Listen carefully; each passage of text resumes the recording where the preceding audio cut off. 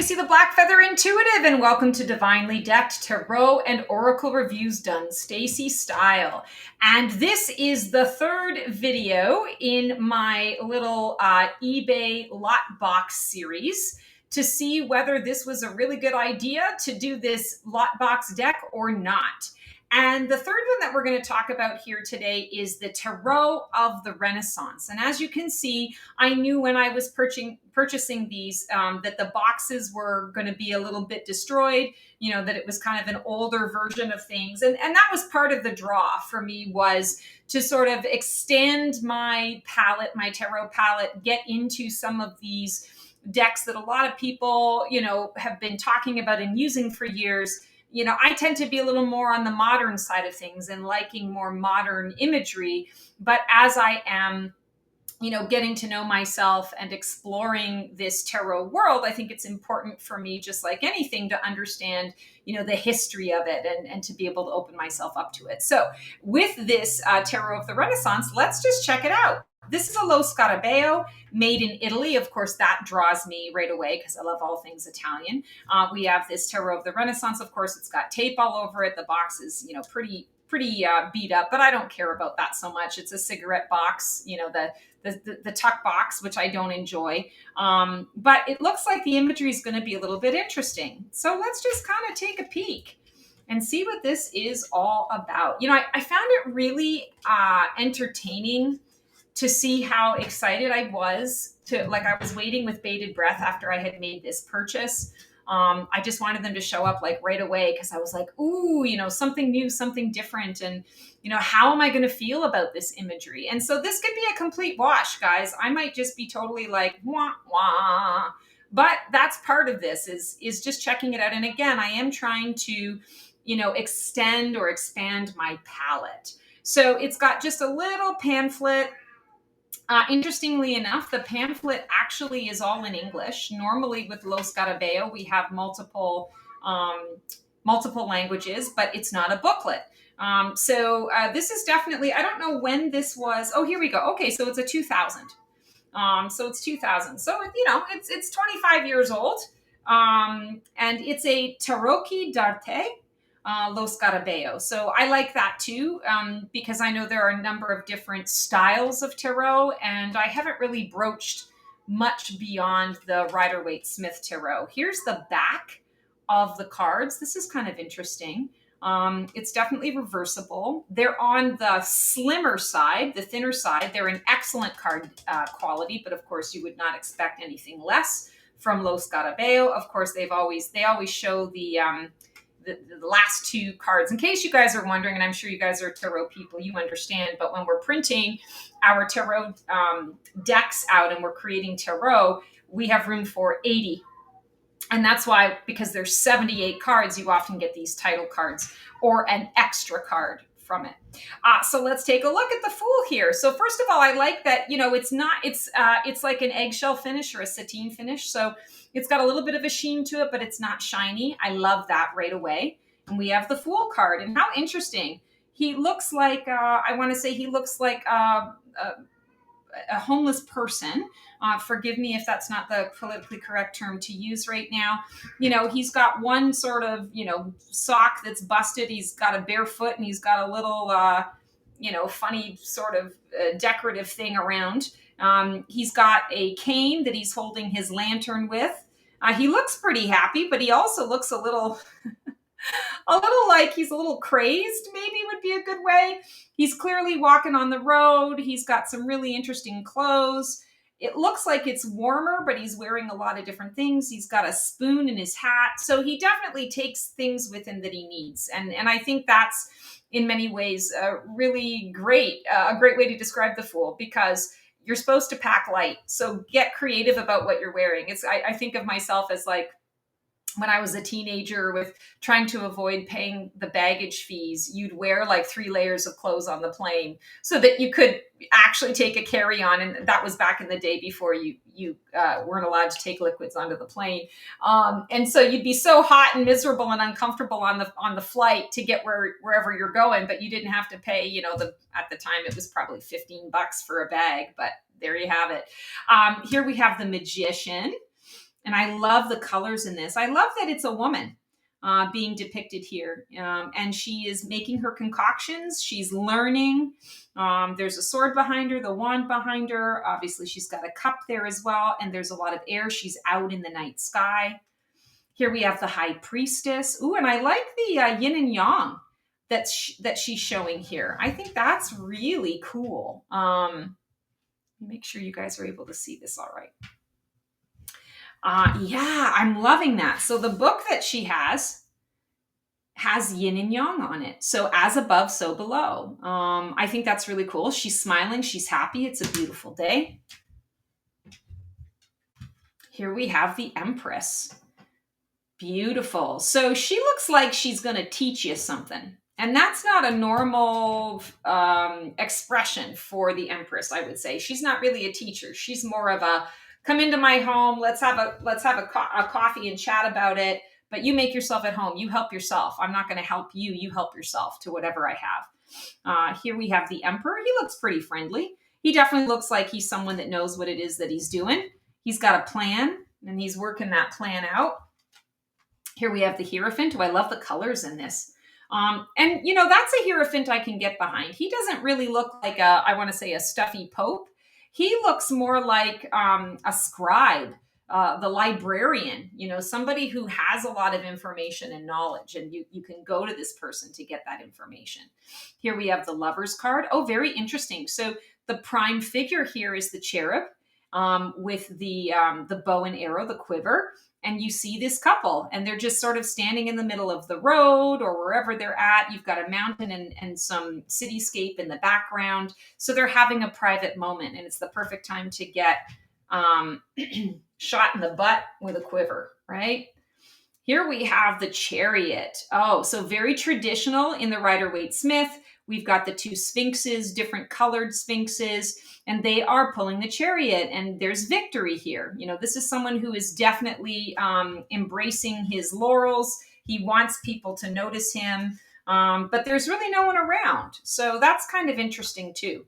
The Justice card. So this is one of those decks where the Justice card is first and the Strength card is second. I believe this might be my first deck, maybe my second, that does that. I like that she's in green. So it implies that there is some heart involved in the choice, but that she still remains emotionally detached as she's making the decision. Here we have the 9, the Hermit. He's super friendly. He's embracing the surroundings around him. Interesting that he does not have a lantern, but he is looking up to the sun. You can see all the shadow around. So he's looking up to the sun. The sun is his guiding light. Here we have the Wheel. Oh, beautiful. And we have a fox with the wheel. So that 10, the Wheel of Fortune. We have a Sphinx in the background. We have the fox here. He's blindfolded. He's, you know, balancing, very precariously on this wheel. He's on the sand. He's, you know, creating a snake-like figure here in the sand. There's a ship in the background. Very, very cool. There's a lot to interpret here. I really like this imagery. I wasn't sure how I was going to feel about it. Here's our Strength card. So this is the 11, which is normally the 8. La Forza. Love this. So here she is prying open the mouth of the lion. She's on top of him as well. So she's subduing him, right? She's the leader. She's the boss. The Hanged Man. Very traditional. He looks very Shakespearean in nature. There's a little bit of sweat, you know, that's dripping off him. It looks like he's been there for a little while. So he's got some things to think about. Definitely some perspective shifts. Here's the Death card. Oh, interesting. There's like a handle on his scythe. I don't think I've ever seen that before. Maybe it's a normal common thing and I just never noticed it before. But he's getting ready to go into a town. And I see the orange. The orange is that sacral chakra, creativity. So I feel like when I look at this, like something has to be removed in order for the creativity to come into the mix. Temperance. So here we have a servant who is pouring a cup of water, getting ready to, you know, serve this to whoever she is working for. Here's the Devil card. Oh, he's very interesting. So he's holding a bag of money. He's got a snake around it. So he's very much in like, he's trying to protect the things that he's created. There's some money that's fallen out. There's some coins that are falling out. He's, of course, in this black shroud and black robe. It looks like a red feather and a red cap on his head. So very interesting. The tower. Okay, so a sort of a traditional tower. We are seeing the two figures that are falling out of the tower. The tower is crashing, crumbling from the top down. You can see that there's a crack going down here, so it's going to go through the entire structure. Nothing will be salvaged. The stars, and this is interesting. We think of it as the star card. This is the stars card. So multiple stars, and we are seeing that. So and I feel like this is great because it's like all the potential, all the different visions, the different possibilities that are available to you. Not necessarily that you have to just focus on one. That there are many possibilities out there for you. The moon. So we have La Luna. Loving this.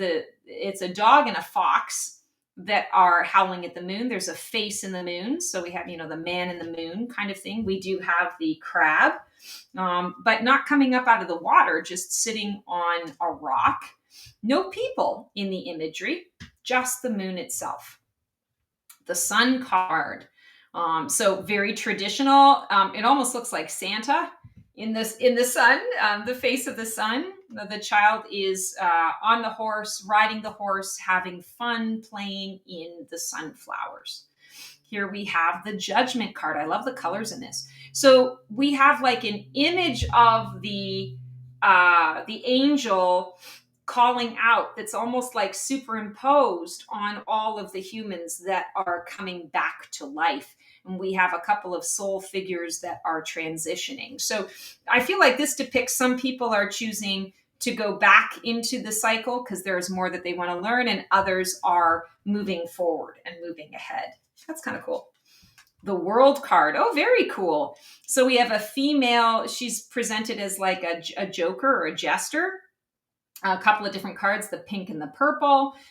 We have the angel, we have the lion, we have I think it's an eagle, and then we have the ox represented. And it's a lot of like galactic, it's planetary. It's not just the world, it's the universe and the world in relation to the universe.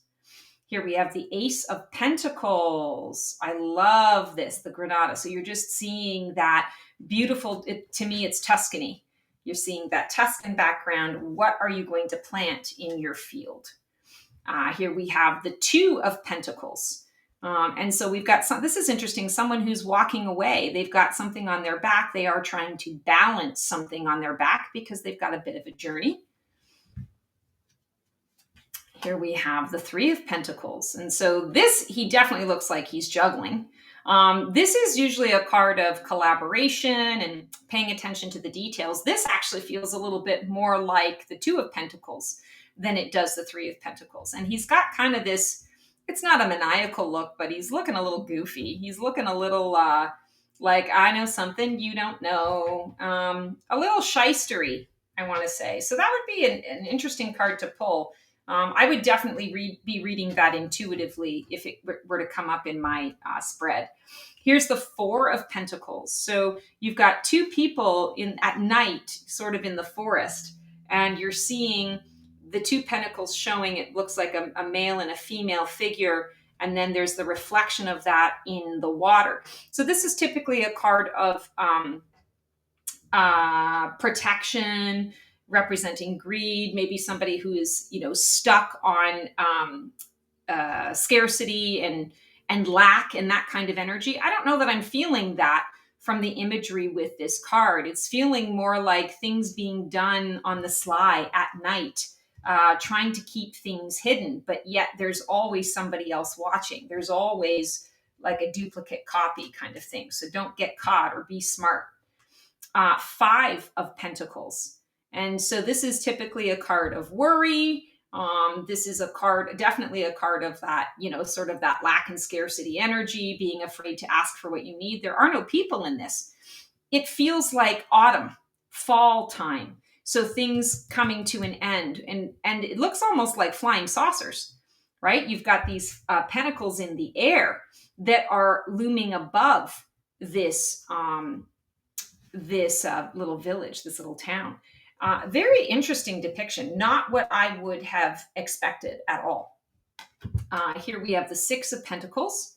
And so another juggler, but here he is. He's showing off what he's got, and he's saying, "Come one, come all," and maybe you're going to be able to win my generosity. Maybe you're going to be able to work a little bit for what it is that I have to offer. But he seems jovial enough. Seven of Pentacles. Here she's running away. This makes me think a little bit of the Wizard of Oz when the tornado comes through at the beginning. NEM, and you're running for your life, right? So there's definitely a storm coming through, and she's running. She's running for safety, for security. She's running for shelter. It's interesting. And the pentacles are flying. They're going everywhere. Eight of Pentacles. So here he is walking along the pentacle path that he has created. So this is a card of the details, the higher education, the putting the work in, the card of mastery. And so I feel that, he looks scholarly.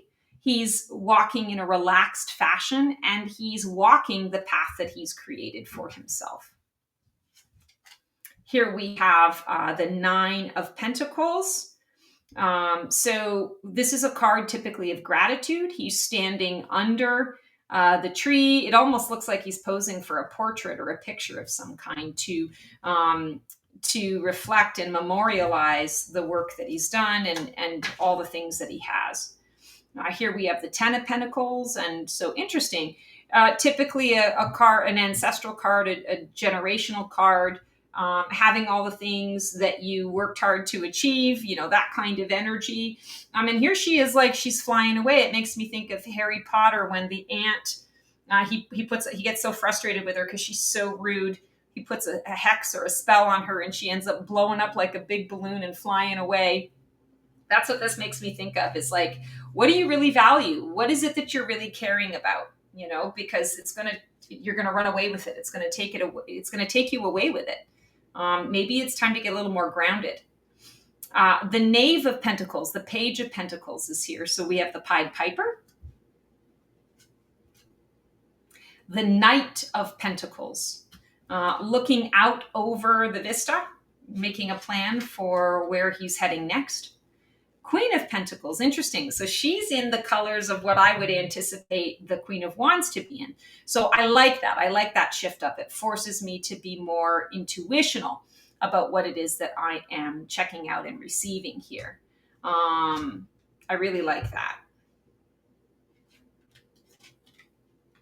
King of Pentacles. Oh, this is funny. So his pentacle is keeping his chair warm. And he's got a little sense of humor because he's putting a little crown on his pentacle. He's like, oh my God, this is so funny. So I feel like this is someone who doesn't take themselves too seriously. Someone who, has paid their dues, knows what it's all about, but also can just, let things be what they are. I think that's really cool. Ace of Wands. Very, very cool. The wand has a face. Wasn't expecting that. Two of Wands. So this is usually a card of direction, choosing a direction. Perhaps they're duking it out to decide. It's like flipping a coin, deciding whose idea they're going to go with. Three of Wands. Interesting. So it's a card of expansion. It's interesting that here she's using the wands to put a frame around what she's looking for. So maybe creating her own portal, creating her own next step, creating her own focus. Four of Wands. Oh, I like this, that it's creating an arrow. So the guy is walking towards it, and there's an arrow towards what you're coming. Definitely not in the traditional Rider-Waite-Smith tarot tradition here. Five of Wands. So the Five of Wands looks like the Four of Wands to me. Where you've got the Four Wands that are, suggesting some kind of celebration in the background. This is typically a card of focus or scattered energy, but I see like this guy is just kind of, he's creating this. He's bringing it in. Maybe that's his focus. Six of Wands. So Six of Wands is moving on to calmer shores, support and grace. And we have someone who's saying, here, come here. This is a safe space to be. He's an older gentleman, kind of that grandfatherly energy. And I feel like he's, heralding himself as a safe space. Seven of Wands, so a card of defense. And you definitely get that with this. This guy is definitely having to defend himself for whatever reason. Here we have the Eight of Wands, and the Eight of Wands is swift release. How interesting. There's nothing about this that feels like release to me, but we could say he's trying to break out. So maybe that's part of it, is that he's creating his own release. Although I would say that would be more of an Eight of Swords kind of energy. But there's nothing here that says release to me. It says like there's a lot of work and effort to try and get out. Nine of Wands. So somebody who's juggling, showing off their wares.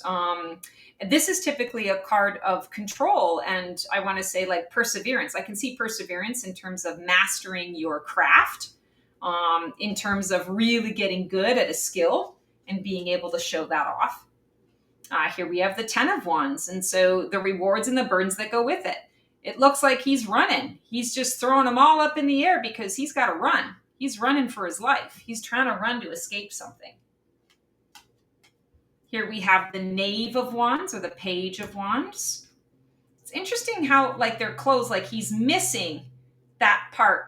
So something has been removed. He's been trying something out. He's been trying to learn something. And he's coming back from the experience and, he's lost part of his pant leg. How often does that happen to us when we're learning something new? Not everything goes according to plan. And sometimes there are unexpected things that we have to work through before we can get good at something. The Knight of Wands, definitely in motion here. Queen of Wands. That's interesting. So she's kind of in this white, gray, taupey kind of energy, not what you would expect with a Queen of Wands.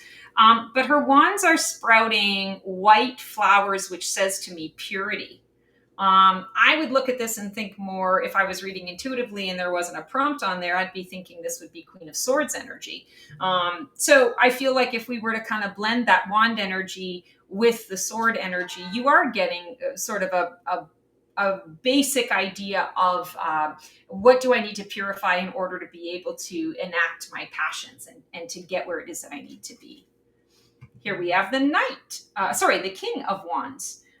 He is in the orange energy. So interesting that they are counterparts, but they don't necessarily match. So that also says to me that she beats to the tune of her own drum, and he does things in his own way as well. And maybe they both allow one another to be who they are. And that's part of the magic of it all.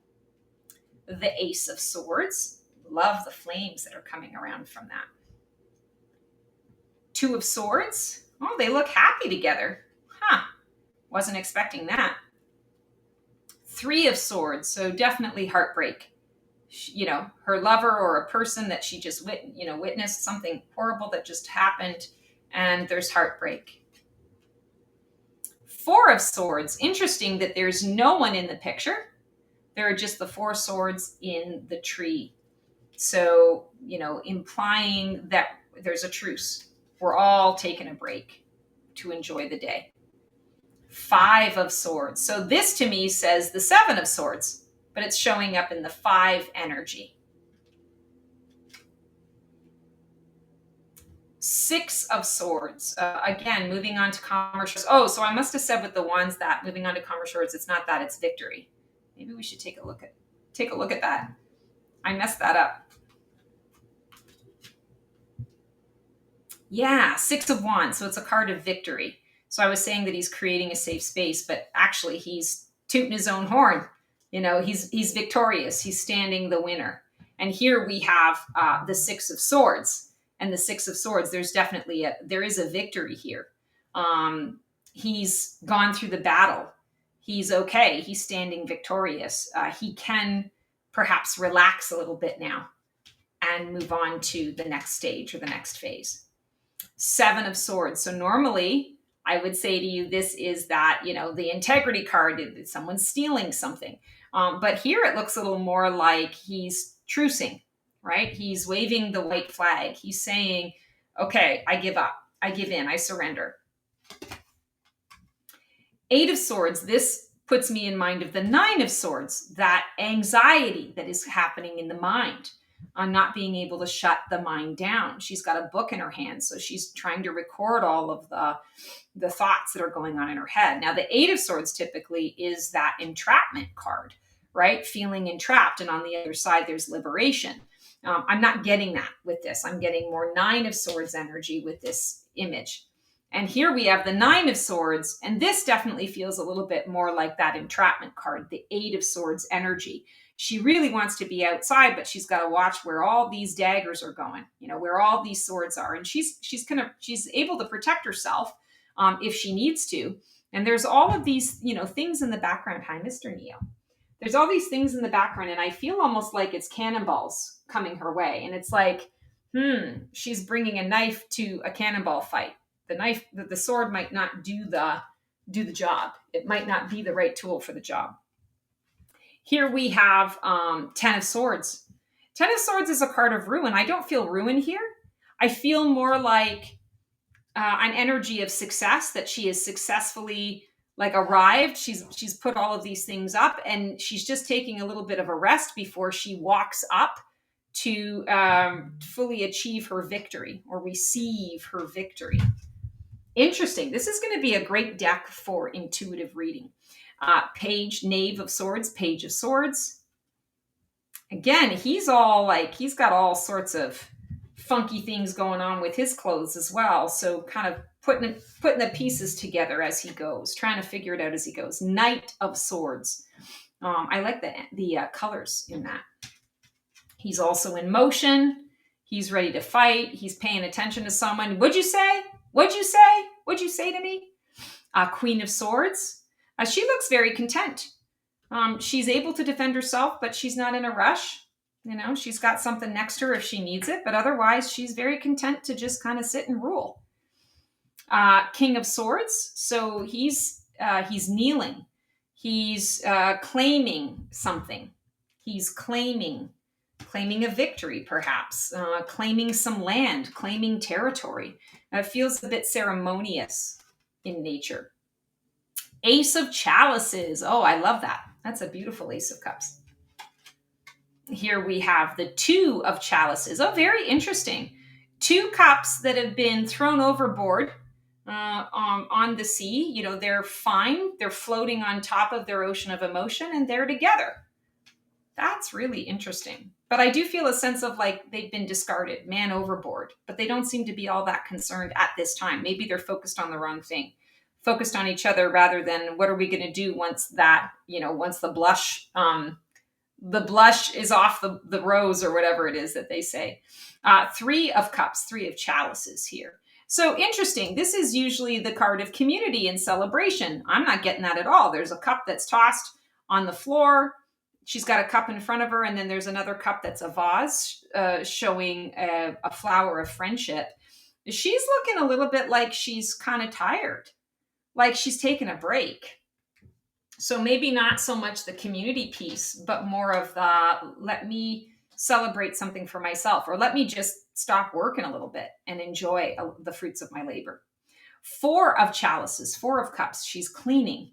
So there's work involved. There's, the sun is out and she wishes she was outside, but instead she's got to work. There's more work to do. I also like the fact that all four of them are a different shape, a different style. There's a lot going on here that isn't symmetry. Five of Cups, Five of Chalices. He does not look like he's mourning the loss of anything. He looks like he's extremely focused on what it is that he wants, what it is that he's got in his world. A little more, I want to say, greedy. Maybe he's toasting, but I feel like he's toasting to himself. Maybe he's thanking the gods for, the victory, or for how much he has. But I do not feel grief when I look at this. Here we have the Six of Chalices. And so there's definitely that partnership, that nostalgia that's happening. 7 of chalices. Interesting.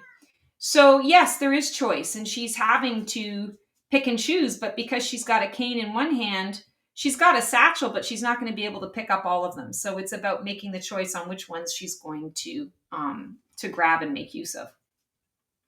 8 of chalices. So this is that letting go and walking away. But here we have a person who is examining, like a professor, who is examining the display, examining all of the cups. Something, maybe examining the past, coming to review the past. 9 of chalices. So this is interesting.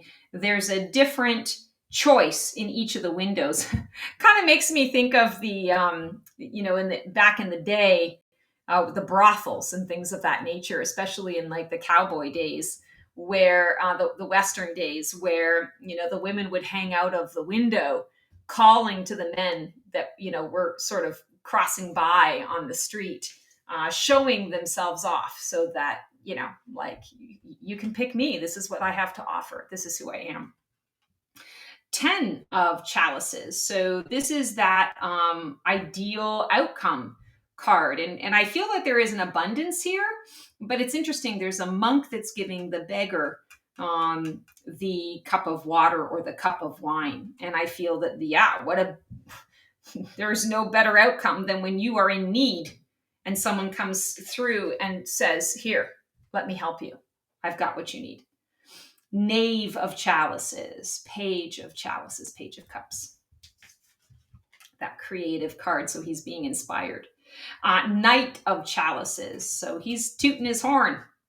He's got stuff to say, he's getting attention. Queen of chalices, so this is interesting. She's got maybe a trusty servant that is presenting a gift, but she's focusing on, I want to say, just enjoying the day, toasting the beauty of the day, looking out over her kingdom. And finally, the king of chalices. He's having a little snooze, very content. He's not a care in the world. He's very, very relaxed. And I like that the sun is shining on the cup. The cup is the focus, not him. All right, so in true Stacy style, let's shuffle these bad boys up, this Tarot of the Renaissance, and see how this deck wants to work with people who want to work with it. What is the overarching energy? The Chariot, interesting. So talking a lot about victory, it's also going to be a deck that helps you with, I want to say, making decisions that require you to have to move. To have to perhaps move quickly, helping you with making decisions that are going to be more difficult because they're blending of the opposites. It's not so obvious what the next step is or what the next right path is for you. This is going to bring you the kind of clarity that gives you the confidence that I feel comes from the Chariot. There is a blending of those extremes. And there's hard work that goes into it, but then there's such sweet satisfaction on the other side when you say, yeah, it was worth the work. It was worth the effort. So very, very cool. All right, guys. So that is our Tarot of the Renaissance. I would say for the third of 8 decks in this lot, I'm very pleased with this one. I can definitely see myself working with this. I'm very, very excited about it. Thank you so much for joining me on this journey. It's been such fun to share this deck with you. And please feel free to share in the comments any thoughts that you have on this deck. Maybe you've had an experience with this deck. Maybe through this review, you've decided that you might want to try it out yourself. Either way, I'm sending you guys so much love. And until we see you on the next segment of Divinely Decked, Tarot and Oracle readings done Stacy style, I wish you all the best, and we will see you on the flip side. Transform well. That's our show for today. I hope you enjoyed it. It was great to connect with you guys. Please like, subscribe, and comment for more content like this. And feel free to follow me on Blue Sky for even more content every single day. Can't wait to see you guys next week for another installment of Black Feather Couture, Divining the VIP Life.